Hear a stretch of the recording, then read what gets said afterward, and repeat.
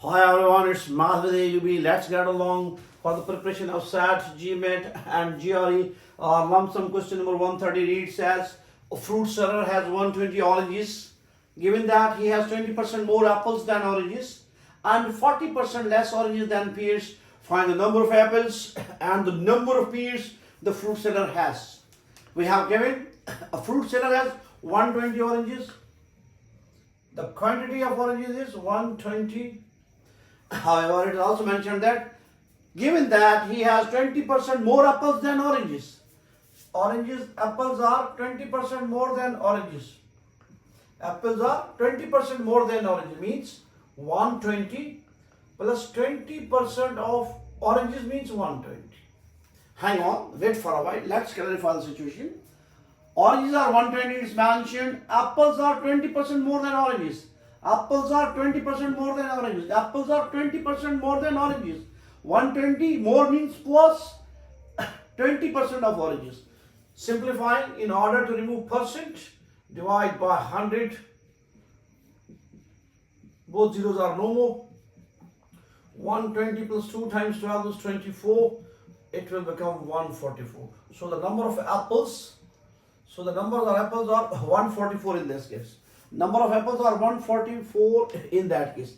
And furthermore, and 40% less oranges than pears. 40% less oranges than pears. Means oranges are, I am saying 20, it's 40% less. Sorry. And oranges are 40% less than oranges. 100 minus 40% is equal to pears. Clarify the situation. And 40% less oranges than pears. Number of oranges is 40% less than pears. Number of oranges 40% less than pears are, one can say that oranges are 60% of the pears. The number of oranges are 60% of the pears. It is other way around saying that oranges are 40% less than oranges than pears. Oranges are 40% less than pears. Oranges are 40% less than pears are, or oranges are 60% of pears. Oranges are 60% of the pears. Oranges are 120. 60, remove percent by dividing 100. Writing P for pears, cancelled out, applying table of 2, 3 times, 5 times, solving for P, it is 120 times 5, 5 in multiplication, 3 in division, 3 4 the 12, 0 same, 4 5 the 20, 0 same. So pears are 200, pears are 200 in that case. We have given a fruit seller has 120 oranges. Apples are 20% more than oranges. Apples are 20% more than oranges. We have added 20% of the 120 in 120 to get the number of apples, while oranges are 40% less than pears. Oranges are 40% less than pears. Oranges are 40% less than pears. Or 100 minus 40, we can say that the number of oranges is 60% of the pears. Number of oranges is 60% of the pears. Oranges have been given to us 120. Solving for P, so the number of pears is 200. One can verify 200, find its 40%. 0 cancel out, 2 4 the 8, 80 same. If we subtract 80 from 200, we get 120. That is the number of oranges as has been mentioned. Moving towards next question, we have moving towards 131 question. With a $1,000 purchase of a sofa set, Mrs. Dora is offered 3 successive discounts of 20%, 20% and 25% in any order she wishes. Which order of discount will benefit her the most? Sofa set is on sale for 1,000. She has been offered a discount, 3 successive discounts of 10, 20 and 25%. we are asked changing the order might be 25% first, then 20, then 10, first 20, then 10, then 25. Does they matter? Do they result in a different discount? Let's see and find out. Number one, as usual, that has been mentioned. First discount of 10%, simply 100. 10% of 100 is 100. 100 minus 10, we get 90. Second discount we have to give on this 90. 20% of 90 by removing percent sign, simply dividing by 100. Zeros are no more, 2 9 18. Subtracting 18 from 19, we have 72. And the third discount to be given on 72, that is third discount of 25%. Removing percent sign by dividing 100, we have 4 times. Applying table, we have 18. 72 minus 18 is 54. If we take this path, first 10%, then 20, then 25%, we have to pay 54%, and the discount is 46%. And she is going to have a discount of 46%. Now let's check. By changing the order of the discounts, do the result differ? Is the result different or the result remains same? Let's see and find out. First 25%. Normally, starting from 100, first discount of 25%, 100 minus 25% of 100 is 25, 100 minus 25, that's 75. Second discount of 20%, 20% of 75. Same strategy, removing percent sign by dividing 100, 5 times 1, 20, 15. 20% of 75 is 15. 75 minus 15, we are going to get 60. Then the discount of 10% on 60. 10% of 60 is going to be, no doubt, 6. 60 minus 6, we got 54. She has to pay 54% of the price. Still, she got a discount of 46%. Discount remains same, 46%. What about this order? Does this order matter? Changes the result? Let's see and find out as well.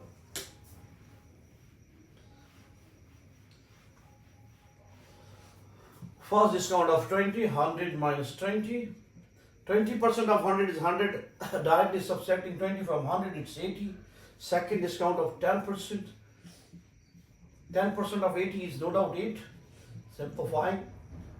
Remove percent sign, cancelled out. 8. Subtracting 8 from 80, we have still 72. And the third discount of 25%. Dividing by 100.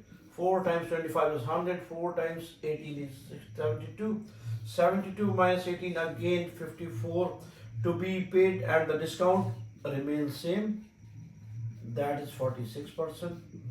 Whatever the type of the discount or order she took, she takes 10, 20, 25, 25, 20, 10, 20, 10 and 25, the discount remains same, that is she has to pay 54%, the discount remains 46%, means she has to pay for the sofa 54%.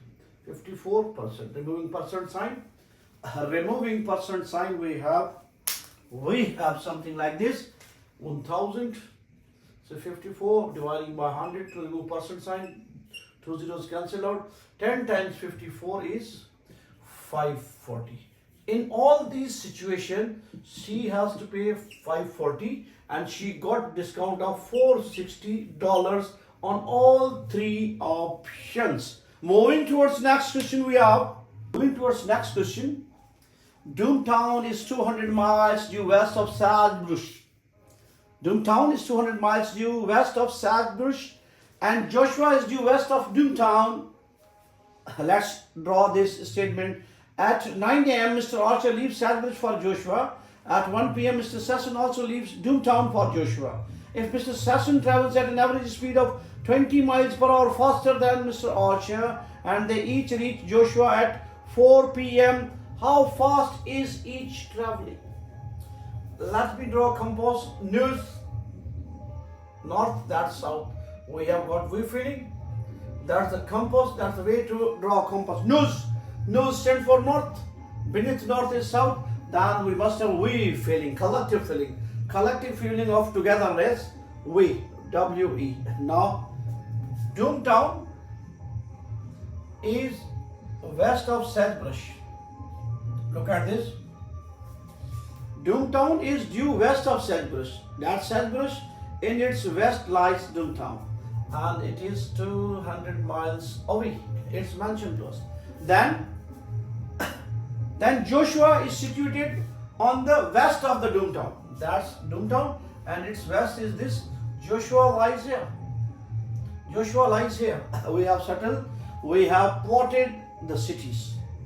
Doomtown is due west of Sagebrush 200 miles, while Joshua is due west of Doomtown. Joshua is due west of Doomtown.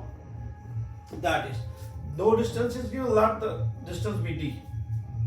So total distance from Sagebrush to Joshua is 200 plus d. 200 plus d, or d plus 200, or d plus 200. Okay, at 9 a.m. Now there is a personality, Mr. Archer. At 9 a.m. starting his journey towards Joshua at 9 a.m. 9 a.m. There is another personality, Mr. Sassoon, leaving Doomtown to Joshua. This distance also same. That is Mr. Sassoon. Sassoon. He is leaving at 9 a.m. while Mr. Archer is leaving at 9 a.m. Mr. Sassoon leaves at 1 p.m. 1 p.m. Yes, okay. If Mr. Sassoon travels at an average speed of 20 miles faster than Mr. Archer.